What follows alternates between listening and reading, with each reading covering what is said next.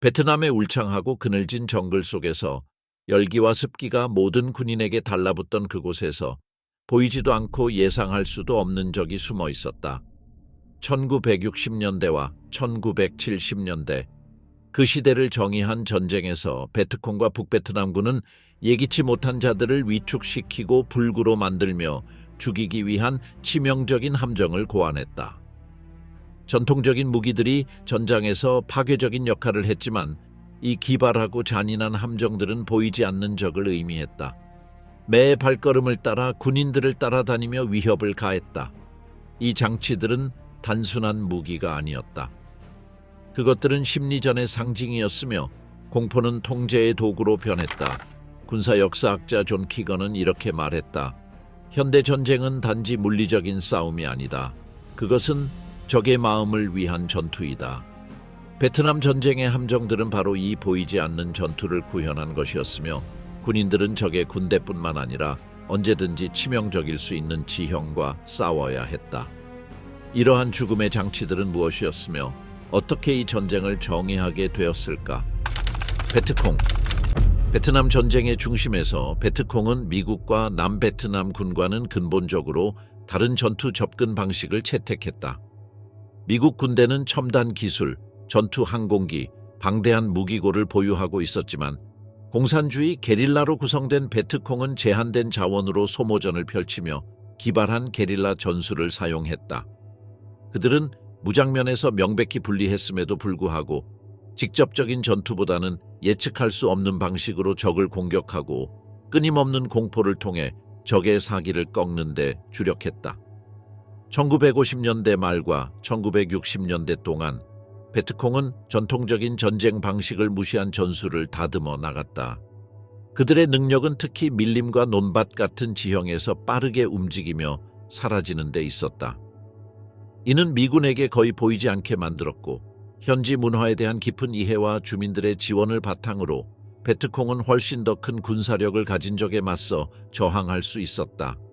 게릴라 전술 전문가인 데이비드 갈루라가 언급한 것처럼 게릴라의 승리는 승리한 전투의 수로 측정되는 것이 아니라 적의 사기를 꺾을 수 있을 만큼 적을 지치게 만드는 능력으로 측정된다.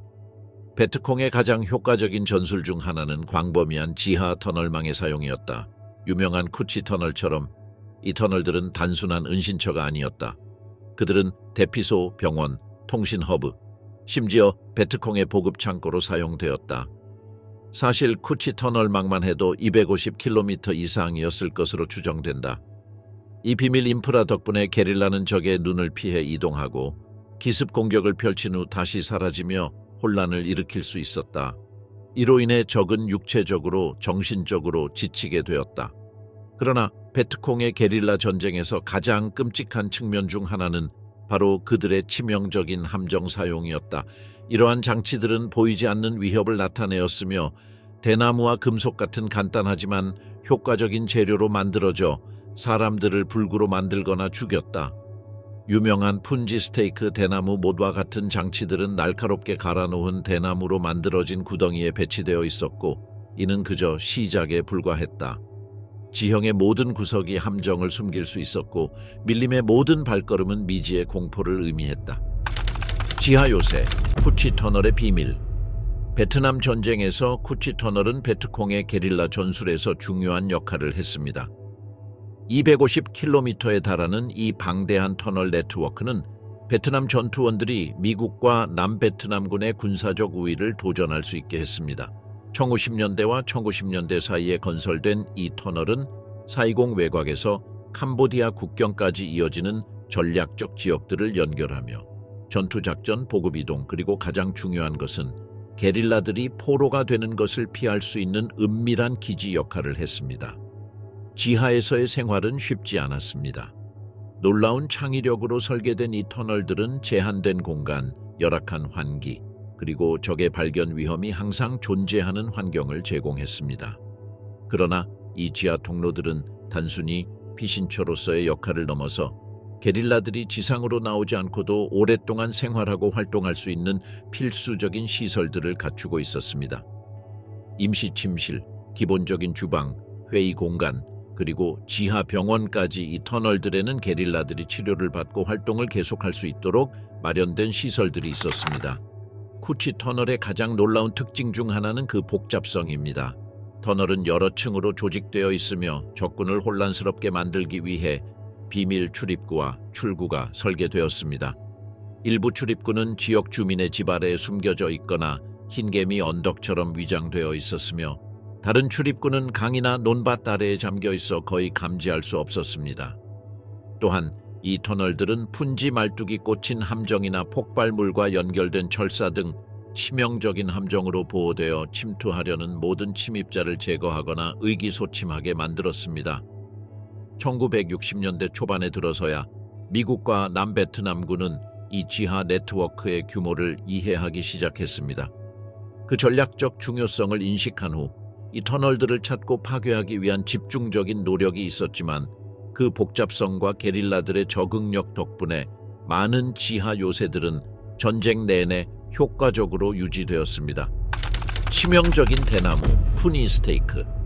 푸니 스테이크는 베트남 전쟁 중 베트콩이 사용한 가장 두려운 무기 중 하나로 간단하고 쉽게 접근할 수 있는 자재가 어떻게 공포의 도구로 변할 수 있는지를 보여주는 잔인한 예시입니다. 이 함정은 날카로운 대나무 막대를 땅에 묻고 그 위를 나무 잎이나 흙으로 덮어 만들어졌으며 적군에게 심각한 상처를 입히고 공포를 불어넣기 위해 설계되었습니다. 이는 독창성과 잔인함을 결합한 전술이었습니다. 푸니 스테이크의 사용은 전략적이었으며 미군이나 남베트남군이 사용할 수 있는 이동 경로인 정글길이나 강변에 배치되었습니다. 또한 푸니 스테이크는 쿠치 터널의 방어에서 중요한 역할을 하여 적군이 지하 네트워크에 침투하는 것을 막았습니다. 이 함정은 단순히 피해를 주는 것뿐만 아니라 깊은 신체적, 정신적 상처를 남기기 위해 설계되었습니다. 상처의 심각성을 높이기 위해 막대 끝에는 종종 치명적인 물질이 코팅되었습니다.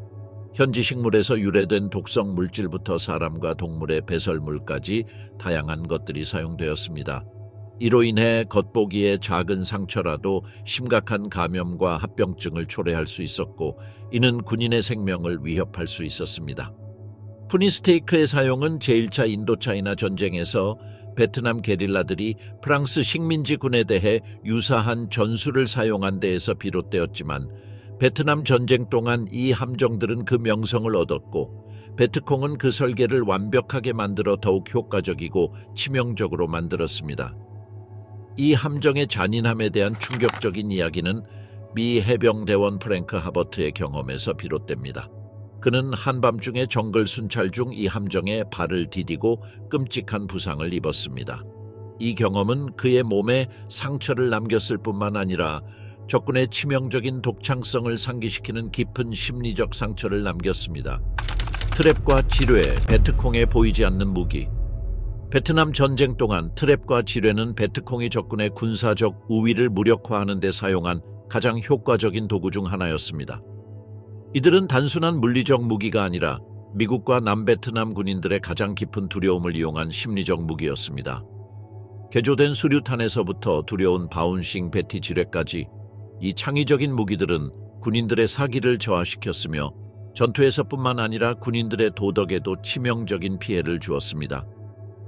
가장 상징적인 무기 중 하나는 바운싱 베티 지뢰였습니다.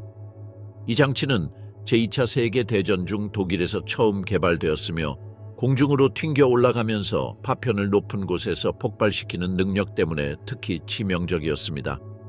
베트콩은 적군의 무기 창고에서 이 지뢰를 취득하고 국제적인 동맹국의 은밀한 지원을 받았습니다. 바운싱 베티 외에도 그들은 토파퍼와 같은 즉석 지뢰와 접촉만으로 폭발하는 트리바이어 트랩을 사용했습니다. 베트콩의 창의력은 기존의 지뢰에만 국한되지 않았습니다.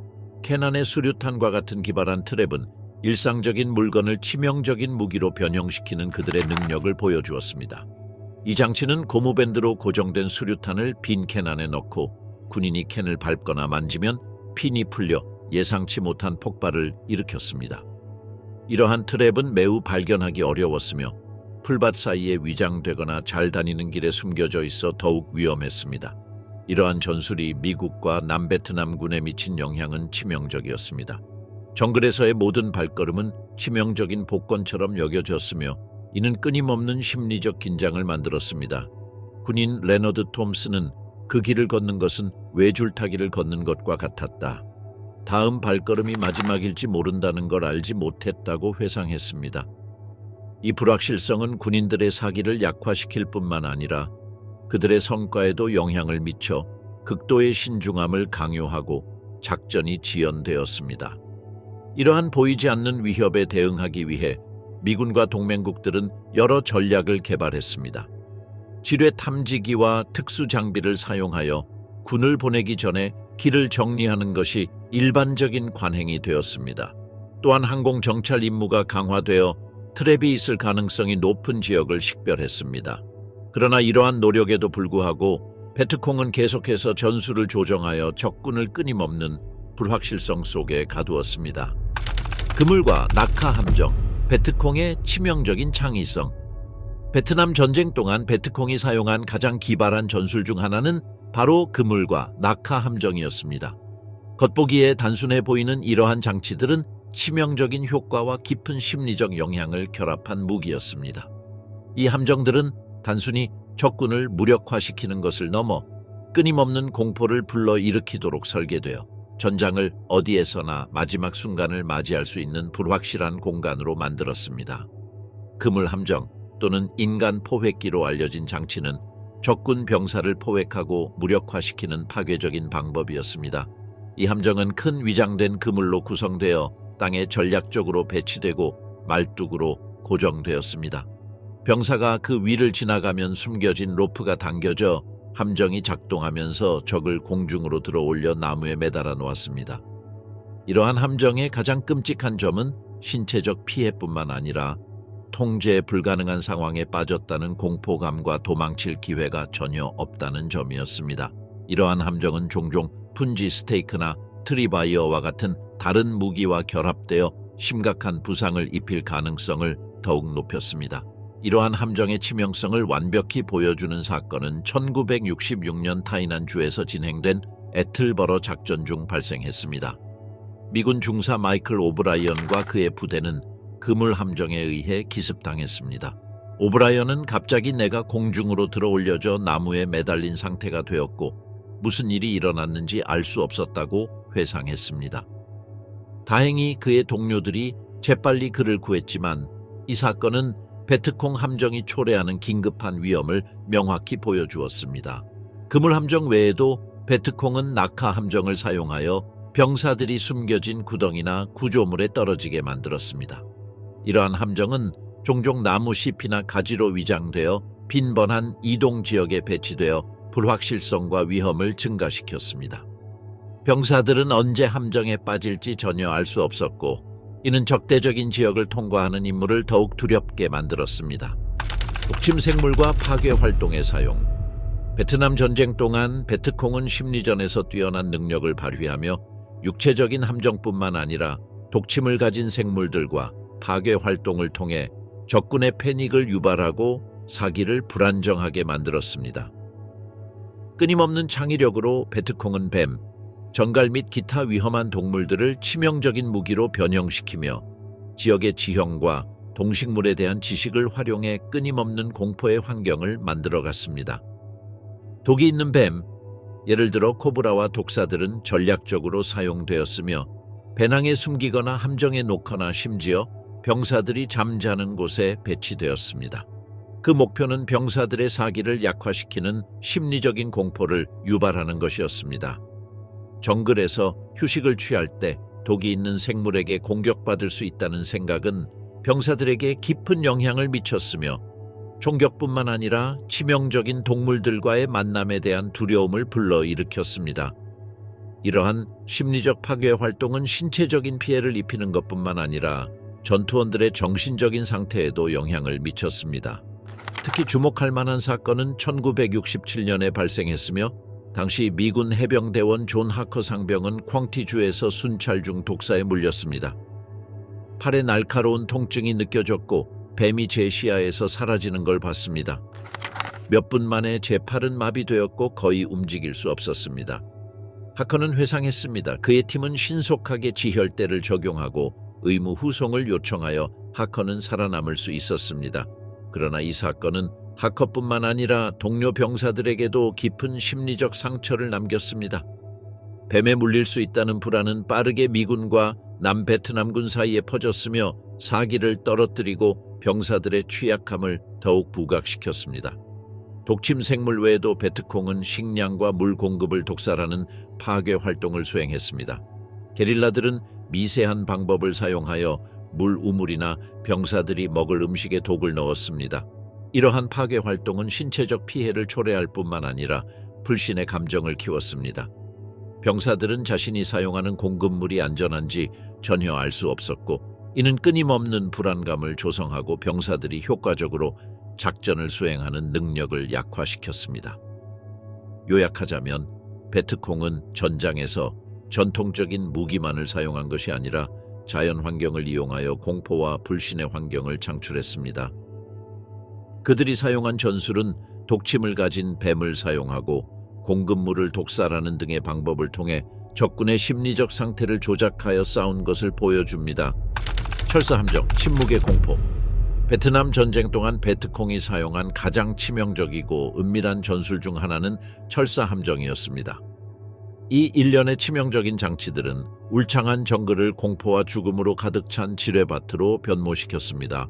베트콩은 사용 가능한 재료와 정글의 지형을 이용하여 스프링 함정과 미끄러지는 함정과 같은 장치를 설치했으며, 이는 파괴적인 부상을 초래하고 끊임없는 두려움과 불확실성의 분위기를 만들어냈습니다.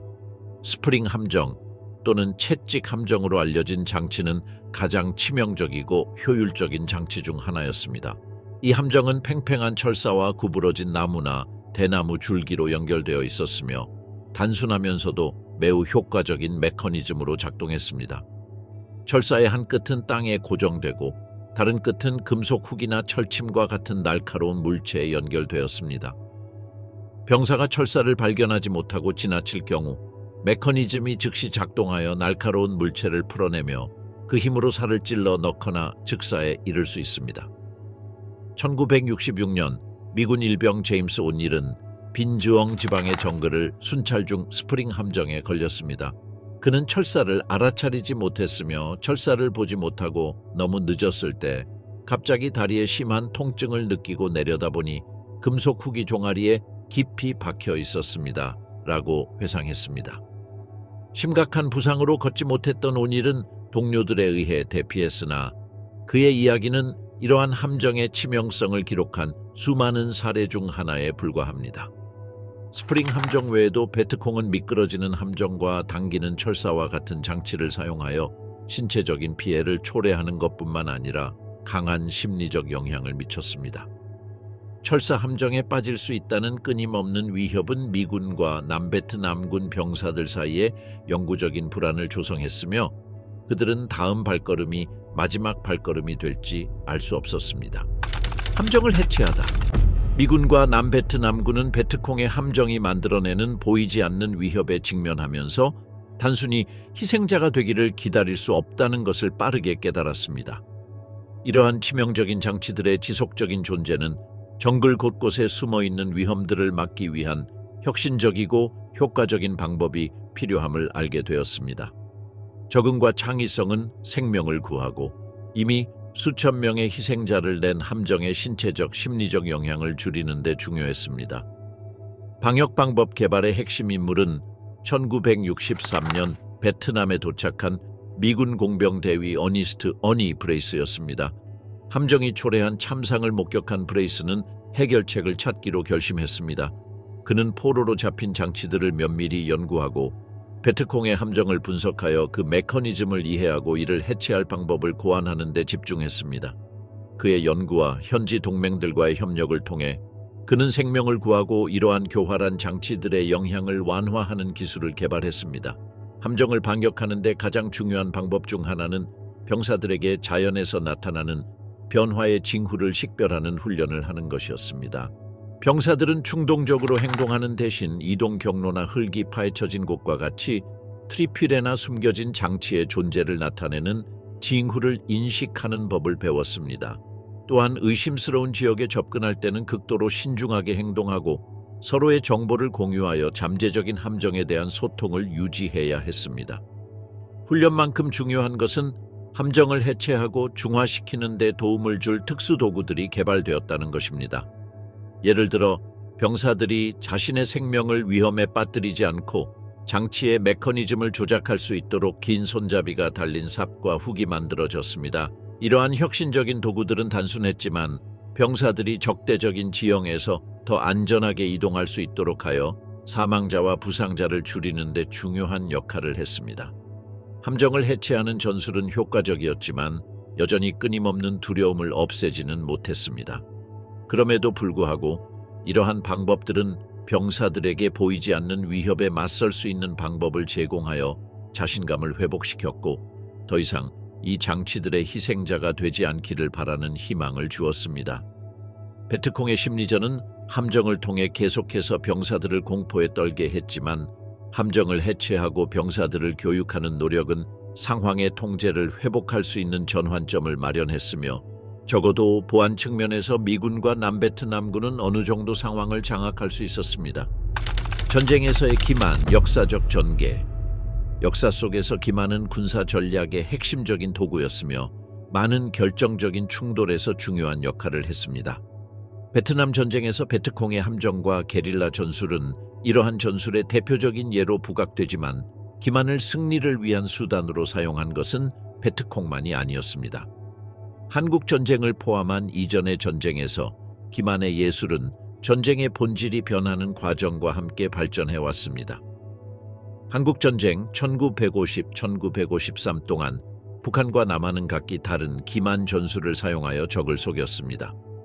북한군은 위장과 은폐를 활용해 포병을 지하 벙커에 숨기거나 험난한 지형 속에 통합시켜 유엔군을 기습했습니다. 베트콩처럼 북한군은 빠르게 공격한 후 한국 반도 산지로 사라지는 전술을 사용했습니다. 반면 남한과 유엔군은 적군의 군을 혼란시키기 위해 허위 정보를 이용했으며 그 예로 1915년 10월에 폴 차지 작전을 들 수 있습니다. 이 기만 작전은 북한군에게 대규모 수륙 공격이 임박했다는 인식을 심어줘 실제 전투 지점에서 자원과 주의를 다른 곳으로 돌리게 만들었습니다. 역사적으로 거슬러 올라가면 제2차 세계대전에서 연합군과 추축국 모두 기만 전술을 눈에 띄게 사용했습니다. 이 전쟁에서 가장 유명한 기만 전술은 1914년 노르망디 상륙 작전을 준비하면서 시행된 거짓 군단 작전입니다. 연합군이 조작한 이 허위 작전은 독일군에게 상륙 작전이 노르망디가 아닌 파드칼레에서 이루어질 것이라고 믿게 만들었습니다. 거짓 라디오 방송, 부풀린 탱크, 가짜 군대를 만들어 독일군을 속인 연합군은 중요한 자원들을 다른 곳으로 돌리게 하여 노르망디 상륙 작전의 성공에 기여했습니다. 역사적으로 전쟁에서의 기만은 단순히 심리전의 도구로 사용된 것만은 아니었습니다. 또한 생존 전술로도 활용되었습니다. 한국에서의 숨겨진 포병부터 유럽에서의 유령 군대까지 과거의 교훈은 전쟁이 단지 무기로 싸워지는 것만이 아니라 날카로운 머리와 보이지 않는 전략으로도 싸워진다는 것을 보여줍니다. 베트남 전쟁에서는 베트콩의 기만이 물리적인 함정인 푼지 스테이크나 지뢰에만 국한되지 않았습니다. 그것은 미국과 남베트남군 사이에 의심과 두려움을 퍼뜨리는 심리전까지 포함되었습니다. 역사는 기만이 전쟁만큼 오래된 전술임을 보여줍니다. 그 힘은 전쟁의 흐름을 바꾸는 능력이 현재도 여전히 유효하며 이는 베트남의 정글이나 제2차 세계대전의 참회서처럼 오늘날에도 여전히 중요합니다. 이러한 전술을 연구하는 것은 전쟁의 더 깊은 차원을 밝혀주며 인식과 기습이 총알이나 폭발물만큼 치명적일 수 있음을 시사합니다. 베트콩 함정의 지속적인 영향. 베트콩이 베트남 전쟁 중에 배치한 함정은 전투에 참여했던 군인들에게만 영향을 미친 것이 아니라 해당 지역의 풍경에도 깊은 흔적을 남겼습니다. 이러한 함정들은 많은 경우 매우 원시적인 형태였지만 그 효과는 놀라울 정도로 강력했습니다. 이들은 미국과 남베트남군에 물리적인 피해를 주는 것뿐만 아니라 전투원들의 사기를 꺾고 전통적인 군사 전략을 변화시키는 데 중요한 역할을 했습니다. 미국과 남베트남군이 베트남의 울창한 정글과 위험한 지형에 들어서면서 베트콩이 설정한 숨겨진 함정들이 지속적이고 예측할 수 없는 위협을 가한다는 사실을 빠르게 깨달았습니다. 다음 발걸음이 치명적일 수 있다는 불확실성은 심각한 정신적 스트레스를 초래하며 모든 움직임을 도전으로 바꾸어 놓았습니다. 이러한 지속적인 공포는 군인들의 사기를 소모시켜 심리적 피로를 가중시키고 전쟁에 대한 일반적인 환멸을 일으켰습니다. 불안장애, 불면증, 그리고 외상 후 스트레스 장애 PTSD와 같은 보고서가 흔하게 나타났으며 보이지 않는 적의 존재가 정글을 치명적인 죽음의 덫으로 변모시키는 상황에서 그 긴장은 더욱 심화되었습니다. 이러한 함정의 만연한 존재는 미국과 남베트남군이 적응할 수밖에 없도록 만들었으며 전통적인 군사 전술을 수정해야 했습니다. 대규모 배치와 집단 공격을 기반으로 한 전통적인 군사 형태는 베트콩의 기습과 치명적인 공격에 효과적이지 않았습니다. 이로 인해 소규모 순찰대, 정찰 임무, 그리고 함정 해체를 위한 특수부대의 활용이 증가했지만 이는 다른 종류의 치명적인 장치들에 군인들이 더 취약해지게 만들었습니다. 이러한 함정의 영향은 전투 중에만 그쳤던 것이 아니었습니다. 전쟁이 끝난 후에도 그 결과는 계속해서 이어졌습니다. 베트남, 캄보디아, 라오스는 여전히 전쟁의 상처를 안고 있으며 수천 개의 함정과 지뢰들이 여전히 땅속에 묻혀 있어 무고한 민간인들을 기다리고 있습니다. 전쟁이 끝난 지 수십 년이 지난 지금도 수백만 개의 폭발하지 않은 폭탄, 지뢰, 함정이 여전히 죽음과 부상을 초래하고 있다고 추정되고 있습니다. 이 치명적인 유물들을 제거하고 해체하려는 노력은 광범위하게 이루어졌지만 그 작업은 여전히 엄청난 규모를 자랑합니다. 특히 베트남과 라오스의 농촌 지역은 지뢰와 철사 함정의 위협에 계속 시달리고 있어 많은 땅을 농업과 정착지로 복구하는 데 어려움을 겪고 있습니다. 이러한 지속적인 위협은 전쟁의 공포가 끝났다고 해도 그 영향이 세대를 넘어 지속될 수 있음을 상기시켜주는 어두운 경고입니다. 이는 생존자뿐만 아니라 폭력으로 물든 땅에서 살아가는 사람들에게도 마찬가지입니다. 또한 베트콩의 함정이 남긴 심리적 유산은 전쟁을 겪었던 참전 용사들뿐만 아니라 이러한 보이지 않는 상처들이 남아있는 나라에서 자란 새로운 세대에게도 영향을 미쳤습니다. 베트남 전쟁은 집단적인 트라우마를 남겼으며 일부 지역에서는 여전히 베트콩의 함정 그림자가 잠재적인 위협으로 존재하고 있습니다. 결론적으로 베트콩의 함정은 단순히 물리적인 피해를 주는 전술적 수단에 그치지 않았습니다.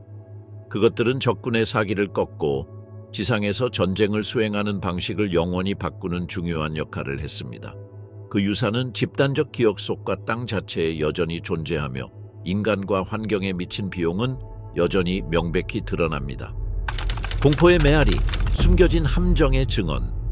베트남 전쟁은 그 불확실성과 적대적인 환경으로 인해 참전한 이들에게 깊은 상처를 남겼습니다. 베트콩의 함정이 광범위하게 사용되면서 군인들은 매번 발을 내디딜 때마다 그 다음 발걸음이 마지막일 수 있다는 공포에 시달렸습니다. 이 숨겨진 위협을 겪었던 참전 용사들의 증언을 통해 우리는 이러한 함정이 군인들의 삶에 미친 심리적 및 신체적 영향을 더 잘 이해할 수 있습니다.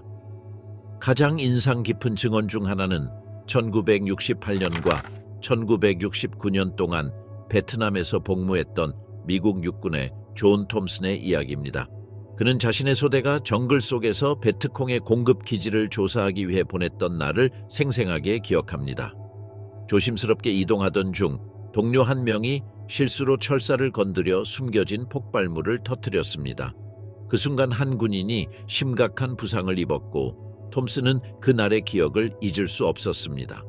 그는 어디에 있는지 전혀 알 수 없었고 마치 모든 곳에 있는 것처럼 느껴졌습니다.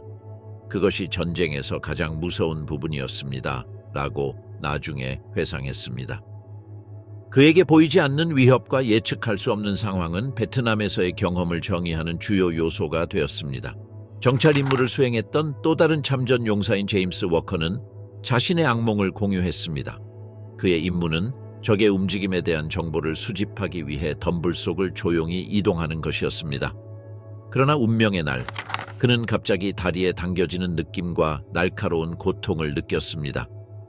베트콩의 철사 함정에 박힌 날카로운 대나무 가시가 그의 종아리를 관통한 것이었습니다.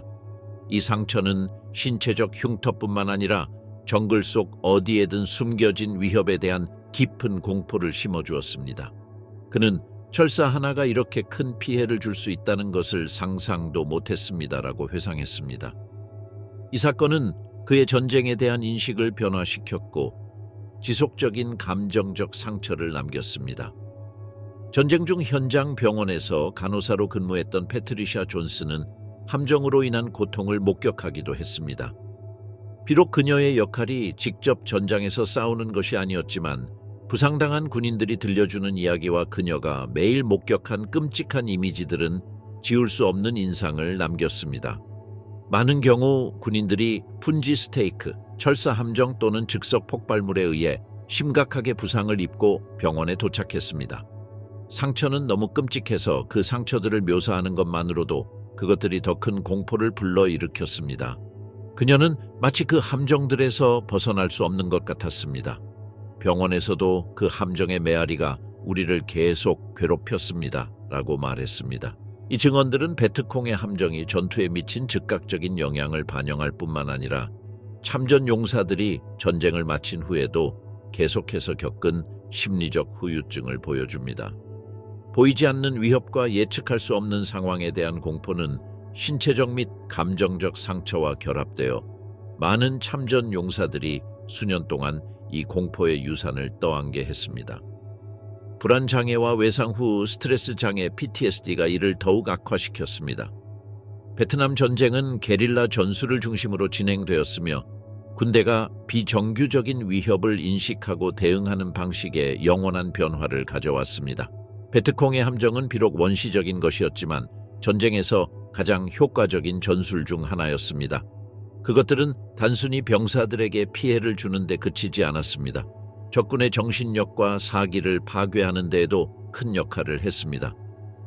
전쟁은 보이지 않는 상처들을 남겼고 이는 그들이 지형을 활용하고 모든 자원을 착취하며 교활하게 싸운 적에 대한 지속적인 경고였습니다. 베트남 전쟁에서 숨겨진 위험들을 돌아보며 베트콩이 사용한 교묘한 함정과 전술이 미친 깊은 영향을 인식하지 않을 수 없습니다. 또한 그것에 맞서 싸운 군인들과 지원 인력들의 용기와 회복력을 함께 기억해야 합니다. 전쟁은 종종 힘의 충돌로 여겨지지만 사실 그곳에서 싸운 것은 보이지 않는 공포들에 대한 싸움이기도 했습니다. 윌리엄 웨스트모랜드 미군 장군의 말처럼 전쟁은 용기 속에 감춰진 공포입니다. 이 전쟁에 참전한 이들의 이야기는 그들이 겪은 육체적 위협뿐만 아니라 불확실성 가득한 환경에서의 심리적 고통을 극복한 용기의 증거입니다. 이 경험들은 우리에게 전쟁이 폭력 그 이상으로 끊임없이 알 수 없는 것과의 싸움임을 일깨워 줍니다.